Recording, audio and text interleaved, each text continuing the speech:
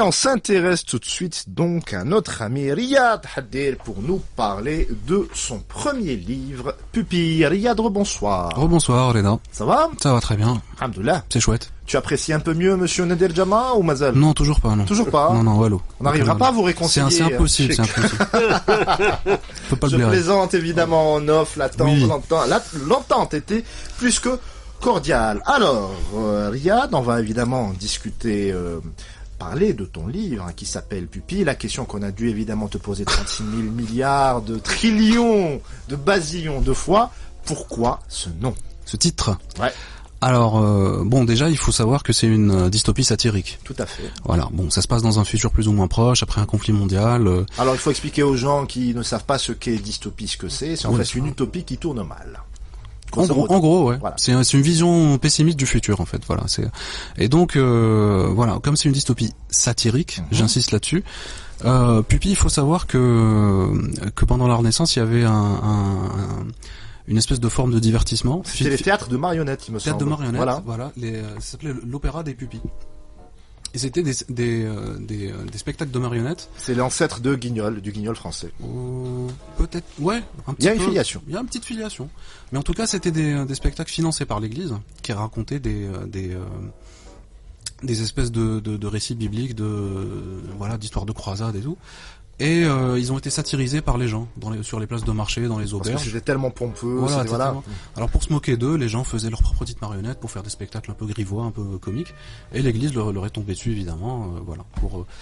Et donc c'était un petit peu les débuts de la satire en Europe. Et comme c'est un peu le propos du livre. Enfin c'est un propos sous-jacent. Je me suis dit que ce serait drôle d'utiliser cette espèce d'homophonie comme titre. Pupille. Comme en plus le personnage principal est orphelin, voilà, ça tombait sous le sens. Notre ami Mahdi. Mahdi. Voilà, qui en fait il est né en Union occidentale. En fait, ton futur est fait de plusieurs blocs comme ça antagonistes. Et c'est pas si dystopique que ça peut être après-demain. Bah on est déjà dedans quelque part. Voilà, c'est-à-dire que je fais quelques petites prédictions marrantes. Le livre je l'ai écrit il y a 2 ans. Et je me rends compte maintenant en lisant la presse aujourd'hui que c'était prophétique. Il y a certaines choses qui, voilà, bon. Tant que ça se résume aux prédictions marrantes, ça va. J'espère que les autres ne vont pas se réaliser parce que sinon, on est dedans. Allez, on s'intéresse à notre ami Mahdi. Donc, il est né en Union occidentale et en fait, son destin, plusieurs mésaventures. Voilà, il se retrouve du jour au lendemain au Nouveau Maghreb. Il se retrouve au Nouveau Maghreb parce que, en fait, il manque de rejoindre une troupe de mercenaires qui s'appelle Pupille pour la paix. Et en fait, on le renvoie dans sa famille étendue. Sa famille, si vous voulez, ethnique, parce qu'il a jamais connu ces gens-là. On le renvoie parce que c'était un mouvement politique, une espèce de jeu politique d'un candidat à la chancellerie occidentale, qui le renvoie chez lui pour pouvoir gagner les élections. Mahdi, en revanche, quand il arrive ici, il est déstabilisé, il est un peu choqué culturellement, il sait pas ce qui lui arrive. On l'islamise un peu de force, parce que évidemment, au Nouveau Maghreb, dans le futur... l'islam réformé et la religion d'État. Il paraît même que les prévisions de la météo sont interdites. C'est vrai ça? Bah oui, parce que on peut pas connaître le futur. C'est-à-dire que exactement. C'est-à-dire que les prévisions météo, ils se les gardent sous le coude. Et après on confirme. Oui, effectivement, il a plu hier, voilà. Et c'est ce que font certains avec Salat al-Istisqa. Exactement. On ne le citera pas évidemment. Exactement. Ouais, j'allais venir à ça. Mais bon, c'est-à-dire que en fait tout est encadré par la religion, sauf évidemment le business, parce que c'est un islam réformé pour accepter certaines pratiques qui sont interdites par l'islam actuel. Tu as choisi le prénom à dessein, je suppose. Mahdi ? Ouais. Oui, parce que en fait, j'ai trouvé marrant de faire jouer le rôle d'un élu, d'un messie par un gamin complètement paumé, qui sait pas où il va, qui sait pas ce qu'il fait, j'ai trouvé, parce que généralement les élus, ils sont hyper sérieux, C'est un peu le Mouad'Dib de Frank Herbert dans Dune, par exemple. Un petit peu, ouais. Ouais, ça. Qui était pas du tout prédisposé à ça et qui du jour au lendemain. C'est le schéma campbellien du héros qui ne sait pas où il va et qui se retrouve un peu embrigadé dans l'aventure malgré lui. Voilà, c'est un peu ça. Mais en fait, Mahdi est juste une partie parce qu'en fait, le personnage principal du roman, si on regarde bien, ce sont les 3 amis, les 3 copains. Sahwan ou Hiba. Sahwan, Hiba et Mahdi. J'en ai fait des composantes. C'est Sahwan ou Sahwan?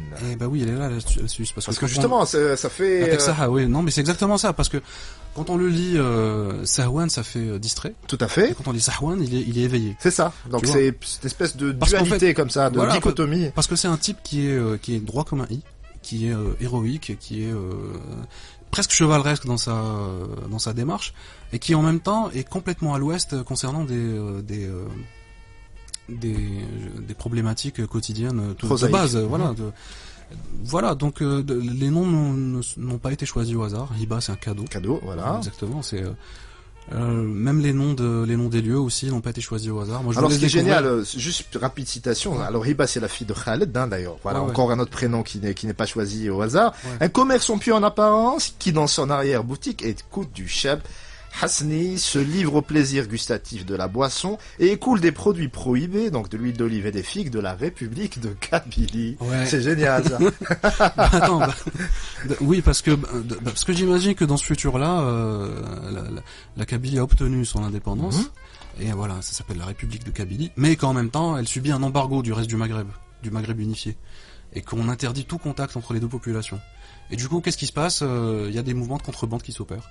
C'est juste pour montrer, en fait, l'amitié entre Khaled, qui est au Nouveau Maghreb, et Amzian, qui est un contrebandier. Ils ne se sont jamais vus. Ils communiquent à distance entre eux pour pouvoir organiser leur petit trafic. Ils deviennent très amis. Tellement amis que Amzian fait des choses, bon, je vous laisse les découvrir, fait des choses pour Khaled, des gestes très amicaux, très poignants.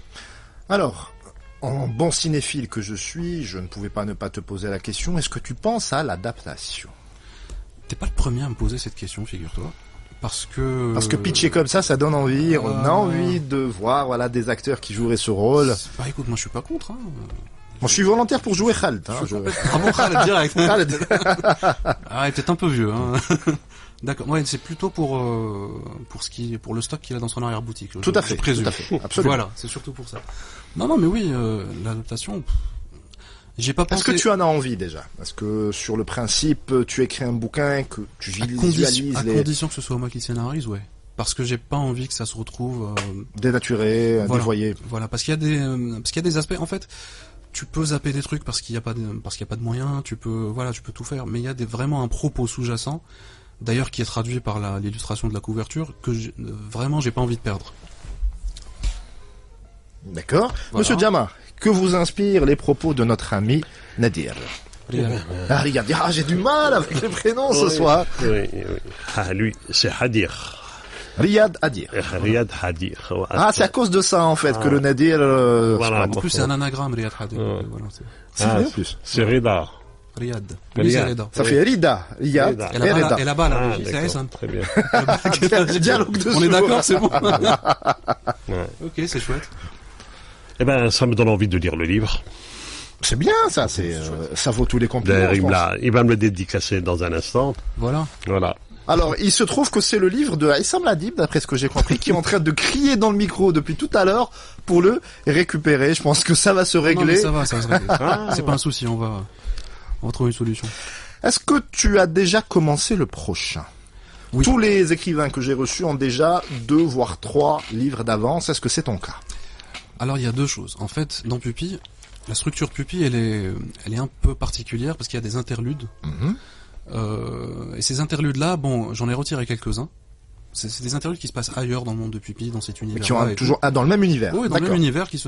J'en ai retiré quelques-uns. J'en ai fait des nouvelles. Peut-être qu'un jour je publierai un recueil de nouvelles dans le même univers. Mais bon, je suis en train aussi d'écrire le prochain roman qui reprend des thématiques qui me sont chères, qui sont présentes dans Pupille, mais je vais aller dans une direction totalement autre. C'est-à-dire que ce sera pas de la science-fiction, ce sera quelque chose d'autre. Vous verrez. D'accord. Tu penses que le dogmatisme, c'est le fléau du XXIe siècle? Oui, toute croyance confondue. Parce que on peut avoir foi en n'importe quoi. On peut avoir des foi religieuses, on peut avoir foi en son travail, on peut avoir foi en ses amis, on peut avoir dans la science, en des principes, en des principes, des idéologies politiques, sociales, n'importe quoi. Mais à partir du moment où cette croyance-là n'est plus ouverte à la discussion, ou à partir du moment où elle se dogmatise, là on touche à l'extrémisme. Et c'est ce qui est dangereux. Et l'extrémisme engendre le terrorisme et on est en plein dedans. Et pas que. Je veux dire, l'extrémisme, tu sais, tu peux trouver des athées violents, tu peux trouver des... Oui. Voilà, c'est pas un souci religieux, en fait, c'est un souci de dévoiement. Quand on croit en quelque chose, il faut éviter de penser qu'on est le seul à détenir la vérité sacrée et que tous les autres ont tort. Absolument. Et non, mais voilà, t'as tout résumé. C'est le fléau du 21e siècle, je crois que c'est le fléau de l'humanité depuis qu'elle a commencé à croire, en fait. c'est pas juste, c'est pas récent, quoi. C'est pas nouveau. Tu parlais tout à l'heure des croisades et tout ça, voilà. Donc, mais ça s'arrête pas. À partir du moment où quelqu'un croit en quelque chose, voilà, t'as le pendant extrémiste qui se pointe pas longtemps après. Question très très naïve, hein, même si c'est pas ton rôle, tu n'es qu'écrivain. Quelle serait la solution pour nous aimer les uns les autres? Allez, autre parabole biblique. Okay, ouais. Après la Troisième Guerre mondiale. Ouais, bah voilà. On va être en fait tellement peu nombreux qu'on sera condamné à... santé, mais... Ouais, non. Ouais. En fait, vous savez, on a tous un peu une petite solution qu'on a proposée là, à titre personnel. J'ai pas envie de m'ériger en... Tu as 2 minutes pour le faire, okay. Tu as le temps. J'ai 2 minutes pour le faire. Ouais. Ça marche, c'est cool. Je propose un semblant de solution à la fin, qui est une fin ouverte et qui est ouverte aux... Ah, c'est génial. C'est une fin qui est ouverte aux interprétations et ma petite solution à moi, elle est là-dedans. Elle est dans le sous-texte, elle est présente, mais c'est pas pour ça que je présume que c'est la vraie solution à tous nos problèmes. Voilà. Donc il faut lire le livre. Évidemment, comme tous les livres, il faut les lire. C'est important. Mais si la fin est ouverte, donc elle est ouverte à toutes les interprétations, ça va être en fait Blade Runner. C'est-à-dire un scénariste et 46 000... Bah écoute, je vais dire un truc, j'ai reçu des retours des lecteurs et les retours sur la fin, c'est ce qui m'a vraiment le plus touché parce que les avis étaient partagés. Il y a même des gens qui m'ont dit la fin elle est pas nécessaire. C'est sympa. Parce que j'ai mis un épilogue et j'étais aux anges parce que voilà, il y a pas de consensus. Il y a pas de t'as raison, t'as tort, j'aurais préféré autre chose. J'aime bien que mon livre provoque des discussions comme ça. C'est loin des consensus habituels. Ouais, c'est bon, j'ai compris, t'as raison, ciao.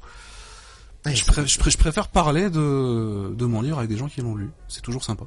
Pour qu'il y ait un échange, pour qu'il y ait un feedback. Et je pense que c'est ça l'essence de l'art de manière générale. Messieurs, je vous remercie beaucoup. C'était un pur plaisir de vous recevoir dans l'émission. Merci vous à toi. Revenez évidemment quand vous voulez. D'ici là, n'oublie pas, toi qui m'écoutes et que je tutoie si tu vagabondes sur les ondes, ramène du monde et à demain.